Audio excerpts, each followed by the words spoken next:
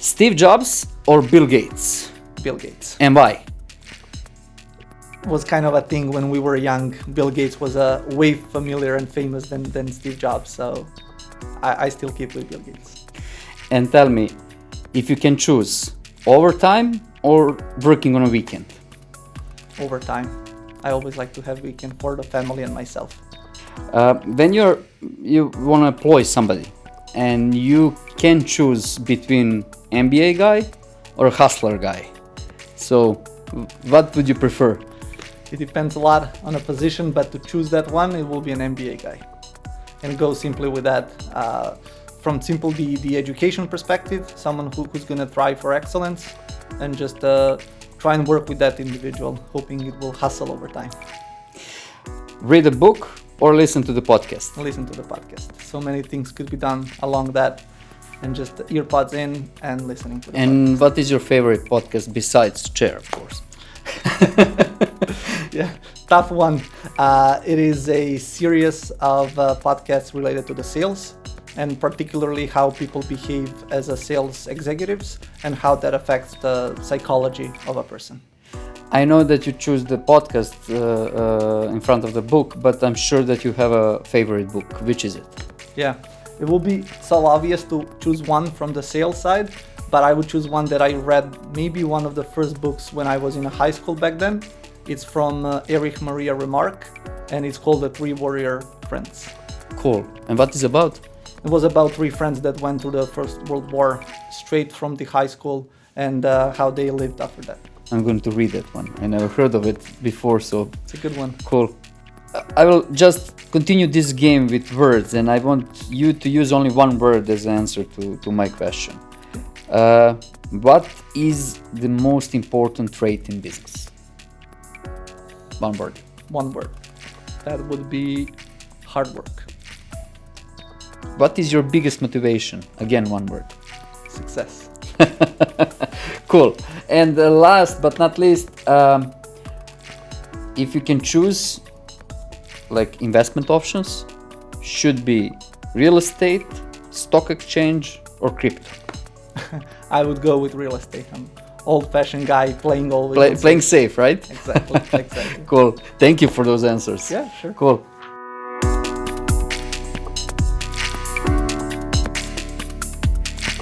This is Chair, place where we discuss innovations. Today our subject will be communications, but rather specific kind of communication. Telesign is the company that developed API that deliver user verification, digital identity, and omni-channel communications.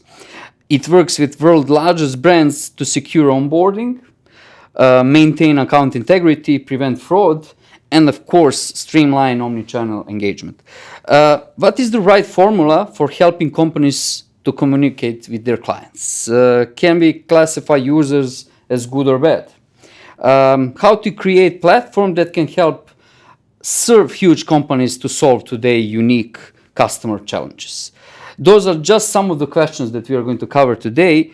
And I will have help of Nemanja Nikolic, EMEA Regional Director at Telesign. So Nemanja, welcome to Chair. It's a great pleasure to have you here today. Thank you for having me. Likewise, I'm happy to be here. And I think this is actually the first time that we have two Nemanjas in one Chair episode. So two Nemanjas with two names very difficult to pronounce outside of our country. So yeah. Probably question is it Nemanja or Nemanja? Nemanja, yeah. Or something similar. I tried a few times like with a nickname, Nemo, and it sticked. Exactly. You know, so works well. Did you had some? Yeah, the exact same one. Exact same one. It works well, but yeah, Nemanja is still fine. Yeah. So at the beginning, tell me, what is exactly that Telesign do? Telesign basically started off as a security company called back in time 15 years ago. But today we can look into it as a CPaaS provider that provides fraud prevention solutions and trying to help companies prevent fraud. So basically two different businesses or very similar businesses from that perspective. One is communications and user engagement, and then the second would be fraud prevention and digital identity. So I would stay on the subject of Telesign, and I would like you to share with me what is one of the biggest challenges that you're facing right now as a company, and maybe to share insight how you are fighting that challenge to win in that battle. A lot of challenges these days. Yeah, I can imagine. A lot of challenges these days. And if we take the perspective that Telesign works in the digital world, and we help companies fight fraud in the digital world, we are just in the midst of the pandemics. Hopefully, the end of it. We'll see that in a couple of months. In a couple of months, hopefully, yeah. But when this all started back in 2020, probably February, March, we've seen a huge spike in terms of fraud. All people that would do any sort of crime, physical crime, were out of the business, right? People were in lockdown, staying in their homes. There was nothing they could do. No pickpocketing, no thefts, things like that. So whole industry basically died, right? Exactly. It was a big problem for everyone from that industry, to put it that way. So what happened? They could turn to the online fraud, right? And do fraud there because everybody were online. The only thing where people could go between their four walls. And from that perspective, the spike was huge, really huge. And demand for our services was also really big. And we had to follow that demand, have a platform that could take all that number of requests and serve that number of customers that were basically relying on Telesign. If something goes wrong, they won't be able to onboard the end user, they won't be able to prevent any fraudulent transaction, and will be exposed to a lot of financial losses. So from that perspective, that was a big challenge. So basically the growth that you needed to overcome, exactly. Let's say it like that. Which happened overnight. I mean, Telesign has had growth in the past, don't get me wrong, but this one was unexpected. This one was really unexpected and a huge spike overnight. So you needed to grow like manpower or platform itself. What were the other battles that growth brought? Yeah, primarily from the platform perspective, from the technical perspective, to support that number of API calls, for example, to support that number of inputs or certain outputs that were supposed to be delivered. And then following that, when everything was settled down, then definitely a manpower was a thing that we started working on. And then expansion in different countries, different regions, or simply just trying to put everything together and hire people where it was needed. And in how many countries you are present right now? Since maybe we can go before the pandemic and now, and what that chasm in between, how you survive it. Yeah, I think Telesign is like a stock market. We see the sunrise and we see the sunset and the sunrise at the same time. We have people all over the world, basically. And we have people, and the company started off in Los Angeles, in California. That's where we have a big office. We have our EMEA headquarters here in Belgrade, Serbia. And we have people across Europe and Asia as well, in Singapore. We have people in Beijing, in China. But after the pandemic, or better to say these days, we hire people globally. Now we work remotely as a remote first option, and we have people across United States, we have people across Europe, we have people across the entire Asian continent. So I want to concentrate now on the platform itself. And now it's obviously because of lots of good things that comes with the platform, everybody is going that direction to become a platform. And how are you adapting to this trend, and how you are innovating your platform itself from within to stay relevant? Yeah. That's a really good question and really hot topic these days. It's basically called platform as a service. We have it so many things as a service these days, but platform as a service is definitely one of these things. Telesign built platform for its first core business, which was delivery of SMS and engagement solutions, right? And on top of that, the platform was built for the fraud prevention solutions. The platform further on was developed for the digital identity solutions. From that perspective, if a company, let's say 5 years ago, would like to verify their end users' phone numbers by sending an SMS or performing a voice call to deliver one-time PIN code, they would simply call an API, right? And then Telesign will deliver, or any other company out there, whatever is needed to perform that action, right? Nowadays, we provide the entire platform. Everything that is behind that is provided from that perspective. And all we need from the customer is just a phone number, the message that needs to be delivered. From there on, everything is handled by Telesign in this example, and the entire process is done on behalf of a customer. And that's something that basically requires a lot of innovation. we have to innovate every single day.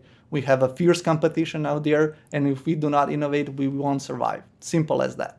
And it represents a challenge of itself, just by having to innovate every day.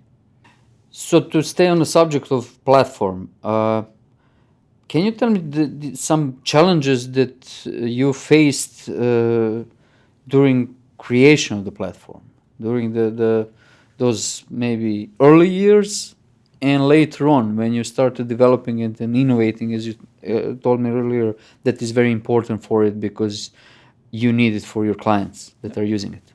It's basically when the platform was built, right? There were, if we take this as an example, but we can take so many different examples for different things, but when this platform specifically was built was 15 years ago with completely different things in mind than what it's used for today. Back in time, it was probably 1 or 2 SMS requests an hour, and now we are talking about probably tens of thousands requests within 1 second. From that perspective, how much platform needed to involve cannot be imagined or goes beyond that. It's incomparable, right? Uncomparable, yes. And also if you take into the consideration that if we are talking about the SMS industry itself, first SMS was sent back in 1991. And now it was used just for some sort of the internal communication between 2 people at Vodafone United Kingdom. But nowadays, it's not used so much, but maybe if we go back 10 years, it was widely used by people and probably one of the most frequent channels of communication back then, even though it was meant for a different reason. All that combined just tells us how much or how fast things change. And if the platform is not able to follow that change, then there is a lot of problems internally and obviously externally when it comes to that. Another example could be privacy laws that are, I have to say, popular in the past couple of years all over the world. We have GDPR here. We have specific laws in most of the countries. South Africa has its own. India has its own. America or California, just as a state within the United States, has its own privacy laws. And these platforms are not built to be compliant with these laws. And now it has to change. It has to evolve and build on top of that in order to be compliant and actually useful. So many problems arise in that change that is needed, right? A lot of constant change and constant innovation. Yeah, there is only one constant, that change, right? Exactly. So let's talk about what you guys do best. What is the right formula for helping companies to communicate with their clients? That is a multi-billion-dollar question, to put it that way. And most expensive one, right? That's probably how much the whole industry is worth, approximately. And that is, in a way, very simple. Nowadays, especially with these new generations, everything is requested to happen very quickly.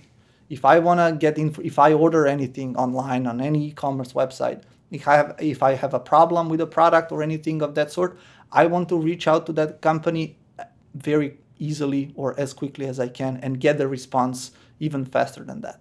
And from that perspective, I don't want to open my email provider, send an email, wait for a response, or call a call center. What I want to do in this case is go on their website, see a chatbot or see a WhatsApp, Messenger, Viber, Telegram, any other of these OTT players as a link, click on it and speak with a real person or someone who can help me there instantly. And I think that represents the biggest challenge there. How to communicate with the end users on their preferred channels when they need it and make it as effective as possible. And that leads me to the other side of the story, understanding your users. Yeah. And that's basically the foundation of any good business today, digital or not digital, right? With that said, can we classify those users?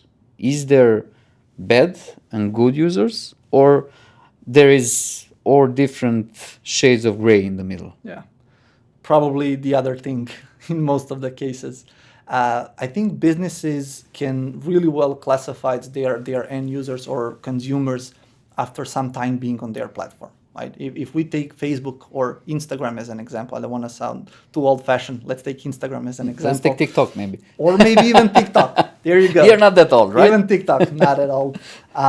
When you create your account, TikTok has no idea who you are.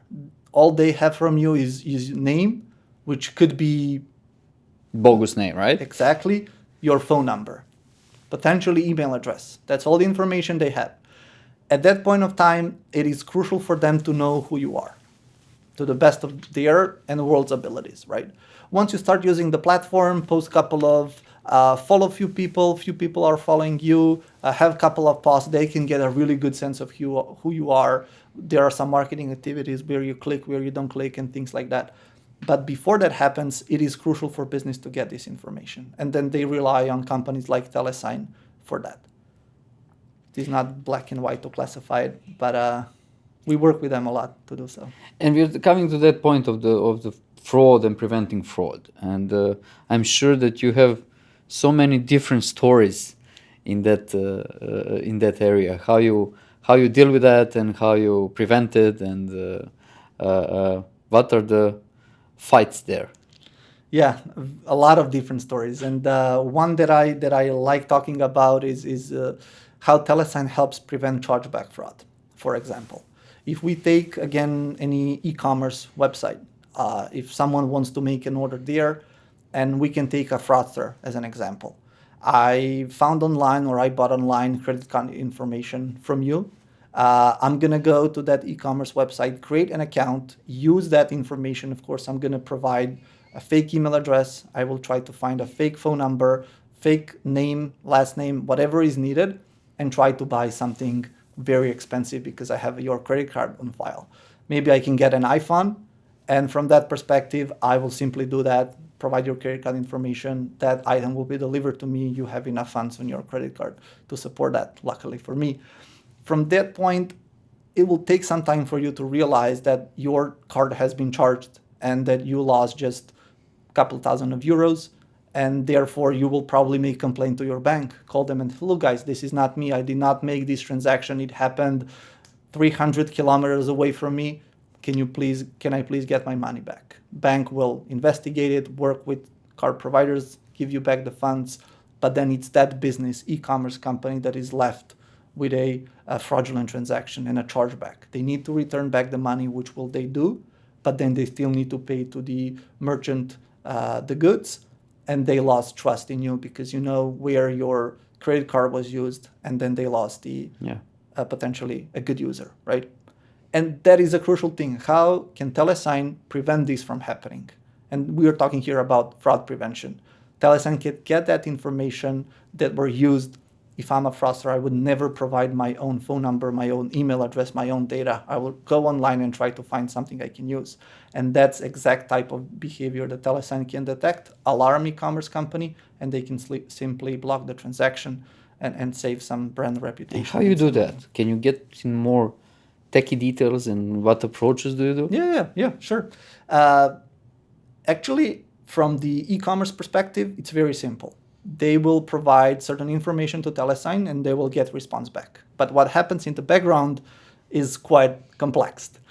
We will look into phone number attributes. We will look into where this phone number is coming from, to which carrier that phone number is connected, from which country, how long the phone number has been in use, what's basically the behavior of that phone number in the past, on how many different websites this phone number appeared, how many phone calls made, received SMS, sent SMS, and things like that. And try to form like a profile of that phone number or the end user behind it. If I'm a fraudster making any fraudulent transactions, I would try to get a hold of any phone number I could, right? Probably online, something that is easily acquirable, and do that. And that's exact type of behavior that could be detected by using these data points that we have. And since you're growing in different markets and, of course, acquiring more and more clients, you're growing your user base, basically. Yeah. Not your clients, but you're interacting with them. And you just mentioned how many different data points are you touching, basically, in that process of detecting the fraud. So, huge amount of data we are talking about. Yeah. How you're leveraging the data? Where I'm sure that there is a huge amount of machine learning data science behind it. Can you share some insights how you leverage it, those? Most of the people are using them as a buzzwords today, but they are actually becoming great part of any business, especially one that have a huge amount of data on their disposal. And they are great folks here at Telesign. I have to say that actual people working in the data science team sitting behind our machine learning engine are the ones that work with all these data points. Maybe I can throw in some numbers there. Telesign processes 5 billion unique phone numbers every year. There is more than 20 billion verification transactions, 6 trillion roaming messages that basically go through Telesign platform. There is more than 6 billion voice minutes that is also consumed and that go through Telesign platform. Enormous amount of data, as you can tell. And basically what is very important is to process all of that within milliseconds, pack it together so that it could be presented to the customer again within milliseconds, because everything needs to happen in real time. Yeah. And for that perspective, it's very important that the whole platform is built in the right way and that it works as fast as it can. Yeah. So, role of machine learning there, how you see it, and is going to grow as time passes? Do you see some setbacks? Machine learning is a crucial part of what is done for any platform. There are so many companies out there that have big teams behind machine learning platforms, decision engines, and it's used not only for the company I work for, but also for the customers that are served by that company. And if we take an example of a very big company based out of Russia, Yandex, which is huge and operates in many different areas, they actually started using the product and providing certain inputs to the machine learning algorithm in order to improve the overall accuracy over time. And we've seen the improvement of 70% from the time when they started using the platform till 6 months after that, after providing so many different data points. And that's how crucial that is, not just for their business, but for all businesses out there. Yeah. So, what results you accomplish with that? Was really good results. I mean, pretty much any company out there has very, very small percentage of fraud, right? Otherwise, they won't be in a business, right? But within that percentage of fraud, Telesign was able to catch more than 50% of it. Wow. With very small percent of good users being affected in a negative way. So that was a huge impact. That's a huge margin, right? It's huge. So, It is huge. but why is that? It's because it's Russia, or it's what is the reason behind it that you managed to get that kind of results? They have very specific fraud patterns, specific fraud patterns that could be easily detected with data points they provided, which basically matched exactly with the data points that were already available to us. And when we put that together, it was a win-win situation. There is a huge list of clients that you're working with. Some of them, IBM, Zoho, Upwork, AI Games, Telegraph, you mentioned it, Yandex, Salesforce, Fiverr, a huge list. Just to name a few. What can you pinpoint certain innovative solutions that you're providing for that companies? Can you just share with me some of them that is quite different from what is on the market and how you came to those solutions? Yeah, definitely. I mean, everything that was built around customer needs and how basically fraudsters evolve. Best way how to approach innovation, right? Exactly. So if I go back in time, couple of years, just by introducing phone verification process would solve fraudulent cases or overall fraud by very high percentage. We're talking probably 70% plus. If a company hasn't done any sort of phone verification, they introduce it, it's going to help them tremendously do these things, because it's very easy to create a fake email address, or I can go ahead and have multiple email addresses. It's not so easy to get a hold of different phone numbers and use them. It has a certain cost associated with it, right? But the fraudsters evolve, and they were able to find ways to acquire phone numbers for a very cheap price, right? And then you need to involve. And we needed to involve as well. So what we build is a risk assessment solution behind phone numbers. using certain attributes from the telco world, but also from the behavior of these phone numbers to alarm the companies or businesses of any fraudulent phone numbers appearing on their platform. And that's how we were able to do that. No, that sounds so cool. Yeah. And how long did it take you to create that kind of solution? And just Yeah. Probably a couple of years. That is a long process. There Yeah. is definitely an MVP solution that is built within 12 to 18 months after the first customer reported something, but the actual solution is still being built, to put it that way, because it needs to innovate every day in order to work properly.